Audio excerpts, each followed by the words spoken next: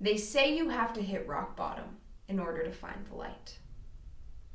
Well, this is my rock bottom.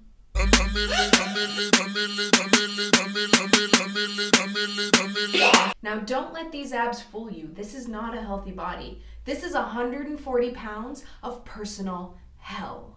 And this picture was taken in October of 2012 when I was struggling very deeply to fit in and be taken seriously within the film industry.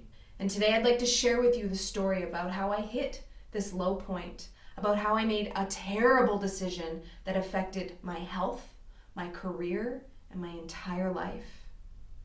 But also how this moment became a major catalyst in my journey towards personal power and authenticity. In the summer of 2012, I was 30 seconds away from taking the very first bite of this freshly barbecued golden brown medium rare steak. It was glorious. But I received a phone call, and it was from the top stunt coordinator in Vancouver.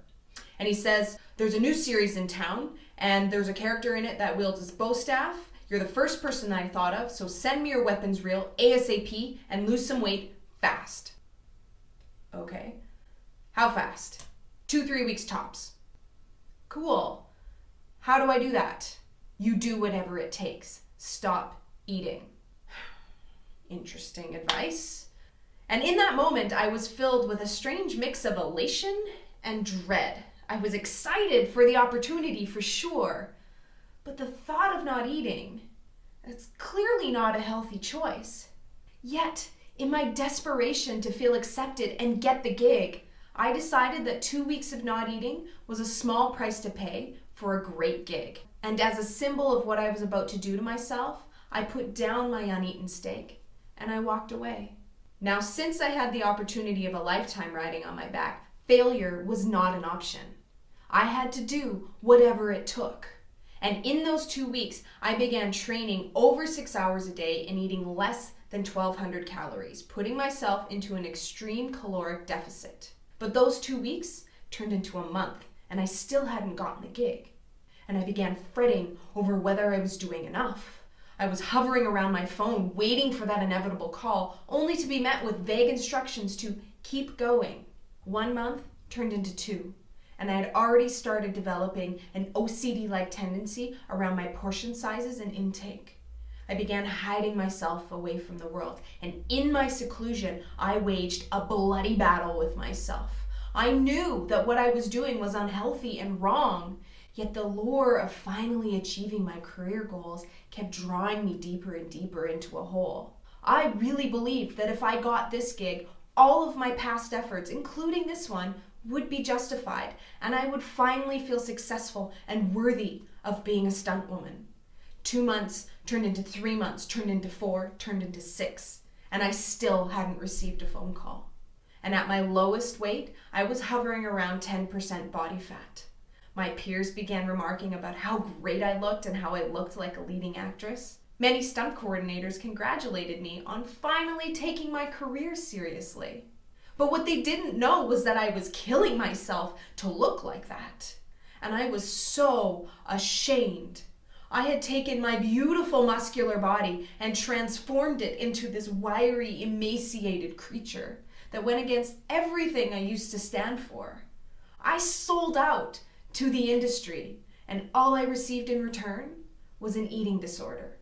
6 months turned into 12, and after a year, I hit a breaking point. My body had shut down, and I could no longer take the stress and the anxiety of trying to maintain a certain physique that wasn't natural for me. Very slowly, my weight began creeping up the scale, every pound striking a dagger of fear and shame into my soul. I was gaining weight, and therefore I was failing. And in that moment, I questioned everything I had ever known about myself up until that point. Was this even worth it? Do I really love this career? Who the hell am I, and what am I doing with my life? Because whatever this isn't working. And I couldn't find an answer. I was so stuck on the fact that I had actually harmed my physical body in order to get a job. And that was something I promised myself I would never do. And the irony of it is, I never got the gig in the first place. I dropped over 20 pounds for a show and never got the gig. I don't regret making this terrible decision. In fact, I'm extremely grateful for the hell that I endured, because if it weren't for this horrible mistake, I never would have experienced the incredible spiritual awakening and opening that spurred me into changing my life. Because I battled so hard with my body, I found my true life's path and purpose. I found clarity, and I can guarantee you that I would not be standing up here so confidently in front of you if it were not for this moment in my life. And you know, on the other side of it, 4 years later, I'm happy, I'm healthy, I'm aware, and I'm grounded in who I am. I have a brand new perspective on what's important in life. And yes, I still struggle with body image. But I am always reminded that I am in this body for a reason, and that I have the opportunity to be the source of strength for other people who are struggling to love themselves. So if you or someone you love is one of those people, I'm here to tell you that there's hope and there's a light at the end of the tunnel. And please, I implore you to love your beautiful body, no matter what size, shape, color, or texture it is. Because this body is all we have, and that makes this body a gift.